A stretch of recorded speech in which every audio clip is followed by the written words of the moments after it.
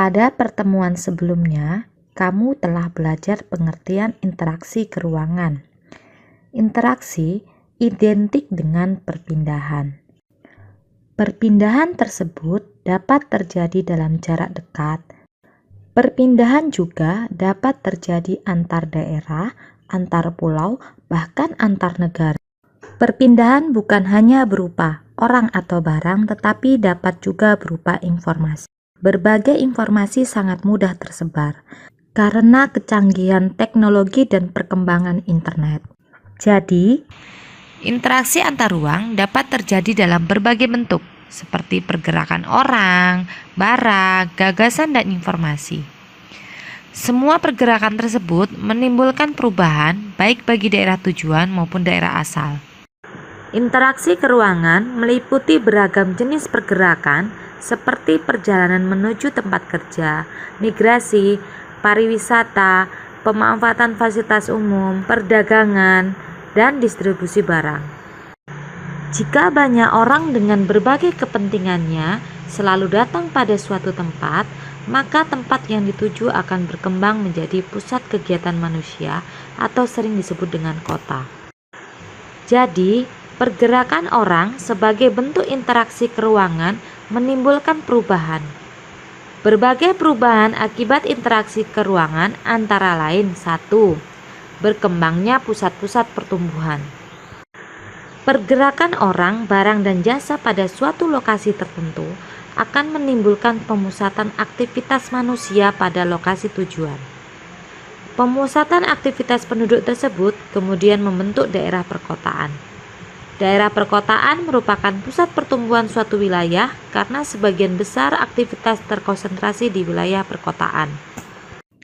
Contoh pusat-pusat pertumbuhan yaitu kawasan industri, kampus, dan pusat perbelanjaan. Perubahan yang kedua adalah perubahan penggunaan lahan. Aktivitas penduduk yang terus meningkat pada akhirnya akan memerlukan lahan untuk menampung aktivitas tersebut. Semakin banyak penduduk yang datang pada suatu kota akan disertai dengan kebutuhan tempat tinggal.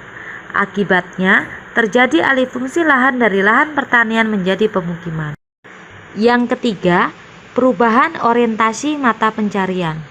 Interaksi spasial umumnya terjadi karena adanya kepentingan ekonomi, khususnya berkaitan dengan pekerjaan. Daerah yang menjadi tujuan pergerakan penduduk akan dihuni oleh mereka yang memiliki pekerjaan yang beragam. Jenis pekerjaan juga berkembang karena adanya kebutuhan akan barang dan jasa yang semakin beragam.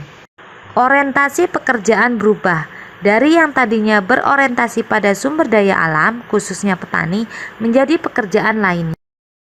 Yang keempat, berkembangnya sarana dan prasarana. Terjadinya pergerakan orang, barang, dan informasi memerlukan sarana dan prasarana. Pembangunan sarana dan prasarana akan semakin meningkat dengan meningkatnya pergerakan tersebut.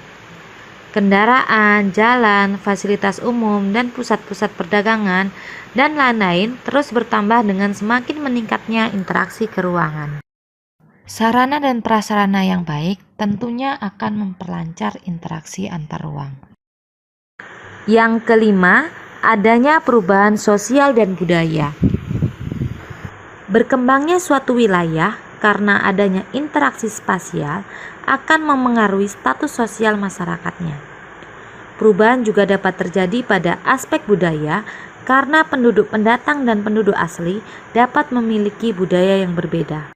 Perubahan sosial dan budaya pada saat ini tidak lagi hanya karena adanya pergerakan penduduk, tetapi juga karena adanya aliran informasi dari suatu daerah dengan daerah lainnya. Contohnya gaya busana aktor atau aktris di Amerika yang kemudian ditiru oleh penduduk Indonesia. Yang keenam, berubahnya komposisi penduduk. Interaksi keruangan dalam bentuk pergerakan orang akan menimbulkan konsentrasi penduduk dalam suatu wilayah.